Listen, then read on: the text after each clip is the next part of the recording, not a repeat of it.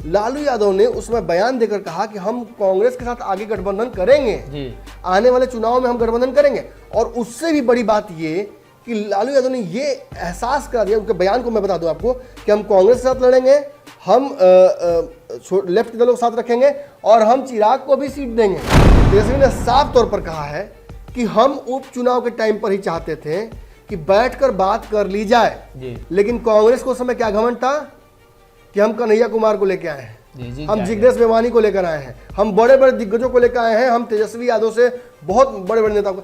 आप तेजस्वी से बड़े नेताओं को लेकर आ सकते हैं लेकिन लालू से बड़े नेता नहीं लेकर आ सकते। अगर आपको लगता है कि तेजस्वी उम्र का छोटा है आपसे तो आप उसके सामने जाकर नहीं बैठ सकते हैं, तो इस भ्रम में मत रहिएगा। यहाँ उम्र से राजनीति नहीं होती है, विधायकों की संख्या से होती है, वोट के बिखराव से होती है, वोट के एकत्रित करने से होती है, उससे राजनीति तय होती है किसी की कैपेसिटी। कांग्रेस जब एक जगह चुनाव लड़ी, कांग्रेस ने हिम्मत जुटाया कि वो उपचुनाव में लड़ेगी अगेंस्ट में राजद के, तो हिम्मत बढ़ाइए ना, उपचुनाव के बाद भी लड़िए अगेंस्ट में और चुनाव जो होंगे उसमें अगेंस्ट लड़िए। फिर ये वापस पुनः मुश्किल वाला स्थिति क्यों? कांग्रेस क्यों बार बार लालू यादव के शरण में जाना चाहती है? एक तरफ कांग्रेस जो कमजोर है, जो अपना बिहार में खोज रही है समीकरण, वो कहती है कि हम साथ नहीं जाना चाहते लालू के, और लालू कहते हैं हम साथ में रखेंगे। और इस विरोधाभास के बाद भी बैठक करने की तैयारी हुई थी। तो आपको मजबूरी है, देखिए जब तक आप नदी के कोना पर रहते हैं तो आपको लगता है कि क्या किसी चीज का सहारा लेना, लेकिन अंदर गिरने के बाद तो तिनका भी आदमी पकड़ कहता है कि बच जाते कैसे है भगवान, अब की बात। जी जी।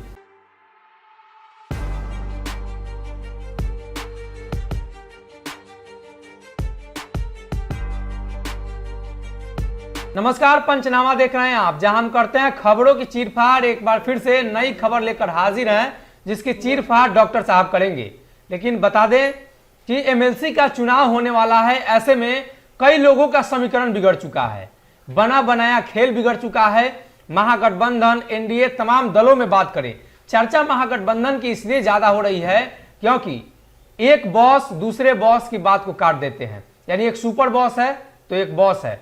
अब ये मामला पिछले दिनों उठा था, यानी पिछले दिनों का मतलब कांग्रेस की 5 सीटों पर डील फाइनल थी, ये खबर चल रही थी और सूत्रों के मुताबिक कांग्रेस 5 सीट पर बात नहीं मानती है, उसके बाद ये डील कैंसिल हो जाता है। लेकिन लालू प्रसाद यादव बतौर राजद के राष्ट्रीय अध्यक्ष, उन्होंने जो जवान दिया था उस जवान पर वो कायम रहना चाहते थे, लेकिन नेता प्रतिपक्ष तेजस्वी यादव ने उनके उस जवान को काट दिया। जवान के काटने का मतलब उनकी बातों को काट दिया और उसके बाद आगे की प्रक्रिया शुरू हुई।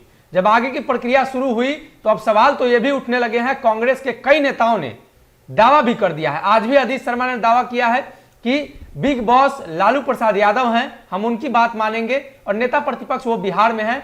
इंटरनेशनल लेवल पर, नेशनल लेवल पर जो बातें होंगी वो तो लालू प्रसाद यादव से भी होंगी। ऐसे में डॉक्टर साहब भी मौजूद हैं, चलते हैं अब डॉक्टर साहब की तरफ। डॉक्टर साहब, बिग बॉस लालू प्रसाद यादव काफी लंबे समय से है, कहा जाता है कि बिहार की राजनीति की भी बिग बॉस है, ऐसे में अब कौन बॉस आ गया उनके बात को काट दे रहा है? तेजस्वी बिग बॉस है राजद की जी। लेकिन देखिए, तेजस्वी की खिंचाई करने से पहले मैं ये बता दूं कि तेजस्वी पर दबाव बहुत है जी, ये भी मान लेना बहुत जरूरी है। हम जब खिंचाई करते हैं कि तेजस्वी यादव स्टूडेंट्स के जब आरक्षण के लिए मांग हो रही थी या स्टूडेंट का जो आरआरबी वाला आंदोलन होता तो क्यों नहीं आए, इस दौरान तेजस्वी पर बहुत दबाव है। एक युवा है जिसे कहीं ना कहीं बिहार का मुख्यमंत्री बनना अपने है कि नहीं है ये तो नहीं पता, लेकिन उसके आसपास के सारे लोग उस पर दबाव बनाए हुए कि आपको बनना है जी, तो उसके मनोस्थिति को भी समझना पड़ेगा आपको। तेजस्वी यादव पर दबाव किस किस चीज का पड़ा हुआ है जैसा समझ लीजिएगा। एमएलसी के चुनाव को लेकर हमने एक विश्लेषण भी किया था इसको लेकर। एक तो लेफ्ट की पार्टियां चाहती हैं, नई पार्टियां आई हैं इस गठबंधन में, तो उन्हें भी आपको जिम्मेवारी देनी है, उन्हें भी हिस्सा देना है। कांग्रेस, पिछली बार कांग्रेस ने कहीं ना कहीं विघ्न क्रिएट कर दिया था जी। जो उनके भक्तचरण दास है, उन्होंने साफ तौर पर कह दिया था प्रभारी ने कि हमारा गठबंधन टूट गया है जी, ठीक है। जब उन्होंने कह दिया था गठबंधन टूट गया है, तब वो क्यों बोल रहे हैं कि 2 सीट चाहिए, 5 सीट चाहिए, 9 सीट चाहिए, 10 सीट चाहिए? कांग्रेस किस आधार पर मांग रही है इतनी सीटें? कांग्रेस जब एक जगह चुनाव लड़ी, कांग्रेस ने हिम्मत जुटाया कि वो उपचुनाव में लड़ेगी अगेंस्ट में राजद के, तो हिम्मत बढ़ाइए ना, उपचुनाव के बाद भी लड़िए अगेंस्ट में और चुनाव जो होंगे उसमें अगेंस्ट लड़िए। फिर ये वापस पुनः मुश्किल वाला स्थिति क्यों? कांग्रेस क्यों बार बार लालू यादव के शरण में जाना चाहती है? कांग्रेस लालू यादव के शरण में जाकर तेजस्वी यादव को लालू शरण क्यों करना चाहती है? हालांकि कांग्रेस सफल रही है, लालू और तेजस्वी के बीच में संवादहीनता हुई है और लालू यादव की बात को काट दिया तेजस्वी यादव, साफ दिखाई दे रहा है, साफ दिख रहा है। लेकिन मैं यही कहूंगा कि ये वक्त का तकाजा है, हर छोटा पेड़ बड़ा होता है, और जब बड़ा होता है तो बड़े पेड़ से भी बड़ा हो जाता है, और जब किसी बड़े पेड़ का उम्र खत्म होता है तो वो धीरे धीरे सिकुड़ता है, सिमटता है और फिर खत्म हो जाता है। तो आप ये कहना कि नहीं उसी पेड़ का हमको छाया हर बार चाहिए, लालू यादव का छाया चाहिए, नहीं हो सकता है। अगर आपको लगता है कि तेजस्वी उम्र का छोटा है आपसे, तो आप उसके सामने जाकर नहीं बैठ सकते हैं, तो इस भ्रम में मत रहिएगा। यहाँ उम्र से राजनीति नहीं होती है, विधायकों की संख्या से होती है, वोट के बिखराव से होती है, वोट के एकत्रित करने से होती है, उससे राजनीति तय होती है किसी की कैपेसिटी। आज 3 विधायक वाले मुकेश सहनी भाजपा के समक्ष खड़े होकर दहाड़ रहे हैं। क्यों दहाड़ रहे हैं? वोट बैंक है, उस वोट बैंक को साबित किया है 2 चुनाव में, इसलिए आवाज दे रहे हैं। मांझी जी चुप क्यों हो गए? पता है कि कहीं वोट बैंक नहीं है, नीतीश जी के भरोसे आए हैं, नीतीश जी के भरोसे जाना है। तो समझ रहे हैं बात? इसीलिए आप देखते हैं कि कांग्रेस पार्टी नीतीश कुमार के प्रति सॉफ्ट रहती है, तेजस्वी के पीछे लघु बनने के लिए तैयार है। लेकिन दिक्कत क्या है कि महत्वाकांक्षाएं सबकी हैं और सबको अपनी महत्वाकांक्षाएं पूरी करनी है। और पार्टी में सबसे बड़ा कि कांग्रेस में हो गया क्या है कि 2-3 अलग अलग हिस्सा शुरू से ही रहा है। तो इनका आपसी जो द्वंद्व होता है ना, इसी की भेंट चढ़ती है कांग्रेस। एक कहेगा कि राजद से गठबंधन तोड़ दो, एक कहेगा इंडिपेंडेंट लड़ो, एक कहेगा कि नहीं लालू से गठबंधन होना चाहिए। तीनों के अंतर द्वंद्व की वजह से जो दिल्ली का यहाँ शीर्ष नेतृत्व है वो डिसीजन ले ही नहीं पाता है। राहुल गांधी को कंफ्यूज कर दिया है, कभी सीपी जोशी आके कंफ्यूज करके जाएंगे, कभी उसके बाद जो राठौर आए थे वो कंफ्यूज करके जाएंगे, अब भगचंद दास जी आए हैं, इनको अलग ही कुछ लाइन पे लेके जाना है। मैं कहता हूं कि ठीक है, किसी बच्चे को आपको इंडिपेंडेंट बनाना है, चलाना है, तो फिर बार बार सहारा क्यों दे रहे हैं? उसे गिरने दीजिए ना। कांग्रेस को हारने दिए चुनाव, हारने से क्यों डर रहे हैं? जब पिछली बार 70 सीटें मिली थी तो आपने क्या किया था? 19 सीट जीत के आए, बहुत अच्छा आपका रिजल्ट नहीं था, और पिछली बार से तो बहुत खराब रिजल्ट था। आपकी वजह से तेजस्वी मुख्यमंत्री नहीं बने। राजद ने कितना बात इस बात को बुनाया, राजद चाहती तो बार बार मुंह को बोल सकती थी कि आपके चलते हम तेजस्वी मुख्यमंत्री नहीं बन पाए, लेकिन राजद ने ये बातें नहीं कही। गठबंधन नाम का वहीं कहीं ना कहीं पालन दिखा। अब उपचुनाव में आप चाहिएगा आधा आधा मिल जाए, आप एमएलसी चुनाव में चाहिएगा आधा आधा मिल जाए, तो कैसे? आपके विधायकों की संख्या के आधार पर ही ना मिलेगा। तेजस्वी यादव 3 सीट से 5 सीट के बीच में दे सकते थे, मैं बता दूं आपको स्पष्ट, लेकिन तेजस्वी पर दबाव किसी चीज का पड़ा, ये समझिएगा। जैसे नीतीश कुमार को जगदानंद सिंह ने ऑफर दिया, नीतीश कुमार को आने को लेकर भी इधर और एमएलसी चुनाव को लेकर, एमएलसी की सीटों को लेकर संशय बना कि अगर हम सारी सीटों को बांट लेंगे तो फिर नीतीश कुमार को क्या देंगे? नीतीश कुमार पिछली बार 10 सीटों पर चुनाव लड़े थे। वैसी स्थिति में अगर इस गठबंधन में वो आते हैं तो हमें रास्ता रखना होगा ना। तेजस्वी ने रास्ता रखने की कोशिश की। और एक और बात, तेजस्वी यादव के बयान को आप जरा समझिएगा ध्यान से। तेजस्वी ने साफ तौर पर कहा है कि हम उपचुनाव के टाइम पर ही चाहते थे कि बैठकर बात कर ली जाए, लेकिन कांग्रेस को उस समय क्या घमंड था कि हम कन्हैया कुमार को लेकर आए हैं, हम जिग्नेश मेवानी को लेकर आए हैं, हम बड़े बड़े दिग्गजों को लेकर आए हैं, हम तेजस्वी यादव से बहुत बड़े बड़े नेताओं को। आप तेजस्वी से बड़े नेताओं को लेकर आ सकते हैं, लेकिन लालू से बड़े नेता नहीं लेकर आ सकते हैं। और तब आप लालू के अगेंस्ट थे और अब आप लालू के साथ हैं। मुझे याद है कांग्रेस के कुछ दिग्गज नेताओं से कल परसों भी मेरी बात हुई है। मैं लगातार भापने की कोशिश कर रहा था कि आखिर क्या कांग्रेस की मनोस्थिति है। कांग्रेस बहुत बिखर चुकी है, टूट चुकी है, कांग्रेस कंफ्यूज हो चुकी है कि आखिर उसको बिहार में कौन साथ देगा। एक तरफ नीतीश कुमार ट्रिगर दबाए हुए भिड़ाए हुए माथा पर, कहिया तोड़ देंगे विधायकों की संख्या कोई गारंटी नहीं। दूसरी तरफ भाजपा बिहार में जिस तरीके का माहौल बना रही है, लग नहीं रहा है कि कांग्रेस के लिए कुछ बच रहा है बिहार में। और अगर तीसरी तरफ देखिए तो तेजस्वी यादव, लालू यादव जो कि सबसे ज्यादा कांग्रेस को पोषित किए हैं बिहार में, वो उसका साथ छोड़ चुके हैं। कांग्रेस जाएगी कहाँ? किन पार्टियों के साथ गठबंधन करेगी? कहां जाकर सरकार बनाएगी? क्या बिहार में विपक्ष की राजनीति भी करने लायक कांग्रेस नहीं रह गई है? क्योंकि विपक्ष से भी तो निकाल दिया गया उसे।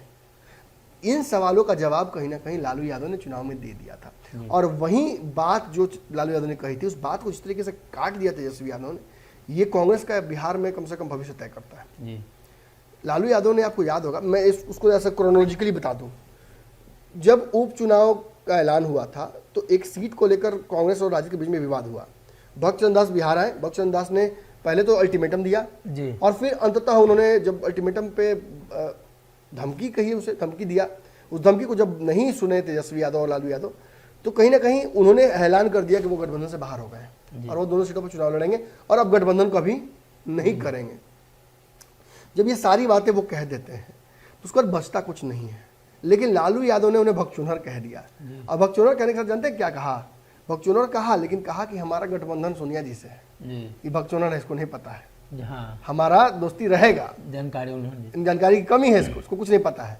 और लालू यादव की बात वाकई बहुत इंपॉर्टेंट है इस मायने में, क्योंकि चुनाव हारने के बाद भी भगत चरण दास का बयान यही आया था कि हमने अच्छा प्रदर्शन किया, हम अकेले लड़े हैं, हम आगे अपनी ताकत को मजबूत करेंगे और हम गठबंधन नहीं करेंगे राजद के साथ। ये राजद की तरफ से एक और बयान आया था जिसमें ये जिक्र हुआ था कि भगत चरण दास बिहार की राजनीति को नहीं समझ पा रहे हैं जी, और ये बात कांग्रेस के आलाकमान जो दिल्ली में है वो समझती है, बिहार की टीम समझती है, बाहरी लोगों को कांग्रेस वही कि भगत चरण दास ने उसके बाद भी ये बात कही कि हम बिहार में अब गठबंधन नहीं करेंगे राज्य साथ। लेकिन देखिए वहां मैं वही कहता हूं कि इतना विशाल हृदय बोलिए या इंक्लूसिव राजनीति बोलिए जो कि तेजस्वी में नहीं दिखता है। लालू यादव ने क्या किया? लालू यादव ने उसमें बयान देकर कहा कि हम कांग्रेस के साथ आगे गठबंधन करेंगे, आने वाले चुनाव में हम गठबंधन करेंगे। और उससे भी बड़ी बात ये कि लालू यादव ने ये एहसास करा दिया, उनके बयान को मैं बता दूं आपको, कि हम कांग्रेस के साथ लड़ेंगे, हम लेफ्ट दलों के साथ रखेंगे और हम चिराग को भी सीट देंगे अगर वो चाहते हैं तो। यानी लालू यादव ने सबको साथ बुला लिया। और कांग्रेस की तरफ से बयान उस वक्त ही, उसके थोड़े दिन पहले ही आया था कि हम आगे से राजद के साथ चुनाव नहीं लड़ना चाहेंगे, क्योंकि राजद ने हमारे लिए कंडूसिव इन्वायरमेंट नहीं बनाया। कितना विरोधाभास है। एक तरफ कांग्रेस जो कमजोर है, जो अपना बिहार में खोज रही है समीकरण, वो कहती है कि हम साथ नहीं जाना चाहते लालू के, और लालू कहते हैं हम साथ में रखेंगे। और इस विरोधाभास के बाद भी बैठक करने की तैयारी हुई थी। बाबा ने जो जानकारी हमें दी थी कि 30 तारीख को एक बैठक उसके लिए भी बुलाई गई थी, किसी तरह से बुलाकर बैठा जाए और तेजस्वी यादव को लेकर एक समीकरण बनाने की कोशिश की जाए। लेकिन तेजस्वी यादव ने इस सारी चीजों को समझ लिया, और चूंकि अब राजनीति तो तेजस्वी को करनी है, अब उन्हीं को आगे बढ़ाना है राजद को। लालू यादव तो अब उठ के आएंगे नहीं कि चलाने के लिए राजद को। तो उन्होंने अपने हिसाब से लालू यादव के इस बात को कि हम कांग्रेस को साथ लेकर चलेंगे खत्म कर दिया। देखिए चिराग पासवान भी बहुत स्मार्टली राजद का इस्तेमाल कर रहे हैं। चिराग पासवान राजद का इस्तेमाल करके भाजपा से नजीक होना चाहते हैं। राजद के दिए गए ऑफर को चिराग पासवान को आइडियली एक्सेप्ट कर लेना चाहिए। इनकी पार्टी में भी बहुत भयंकर टूट होने वाली है, राजद चिराग पासवान की पार्टी में, क्योंकि बहुत सारे लोग उम्मीद में बैठे हुए थे कि ये तेजस्वी यादव की ऑफर को एक्सेप्ट करेंगे, लेकिन ये कर नहीं रहे हैं।